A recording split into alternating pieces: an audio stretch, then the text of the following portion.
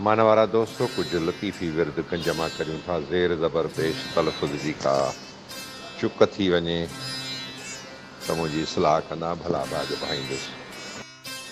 बिस्मिल्लाह रहमान रहीम।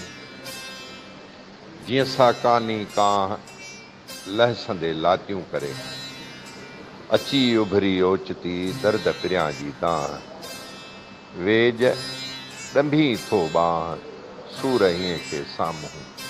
हिते थो लिखियलु आहे ऐं छाती रिसालनि में छो लिखियलु आहे।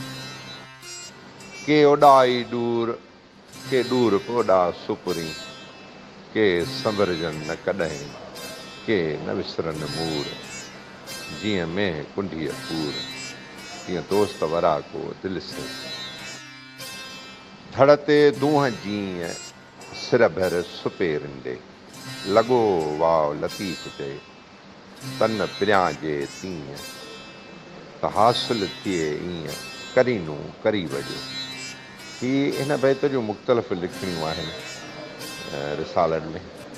हिते जीअं लिखियलु हुयो उहे मूं पढ़ियो आहे। डॉक्टर साहिबु हिन रिसाले इन में बैत जी हीअं लिखियो आहे पहिरीं सुठ खे।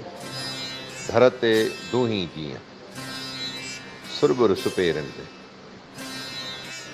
सुरबुर सुपेरंदे, लॻो आहे लतीफ़ जे तन पिरियासें तीअं, हासिल थिए हीअं करीनूं करी वॼो। नेण शकीला सुपुरी, भौर भिरूं बाला, चिकम चाक पिरियन जा अंदर में आला। सो यार मेड़ी या अल्लाह, जंहिंजे सोबत काण सिके ही।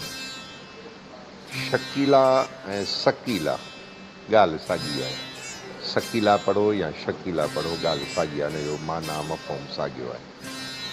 हिते ॿई लिखणियूं आहिनि कंज में। कड़ो मंझि करे जीअं लोहार लपेटियो, मुंहिंजो जीउ चढ़े सुपेरियां सोभो कयो। जानिब तूं जेॾो आहीं शान शऊर से, मुते कर मुंहिंजा फिरी तो तुसी तेॾो, इहो कामिल कमु केॾो। जीअं नवाज़ीन निगाह से अकलती सती, उथी वंदो दोस्त दिलासो पियो। महबूबन माफ़ी कया ॾुख ॾमर ऐं ॾोह, जा पर लोहारन लोह, सा पर सूरन सैंती। आख़िरी सिट जीअं मूं पढ़ी आहे, असां ईअं पढ़ंदा अचूं, पर हिते लिखियलु आहे जा पर लोहार ऐं लोह, सा पर सूरन सैंती।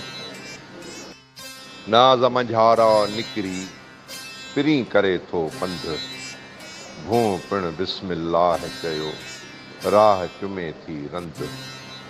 उभियनि घणूं अदब में, वठियो हूरूं हंध, साईं जो सौगंध।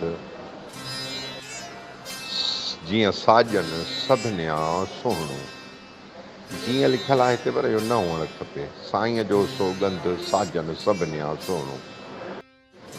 ॾातर मूं ॾेखारियो होतन जो हुज़ूर, पिरियन परचण जो कियो मोटाए मज़कूर। ई दोस्तनि जो दस्तूर, ये छिना छिननि की न की।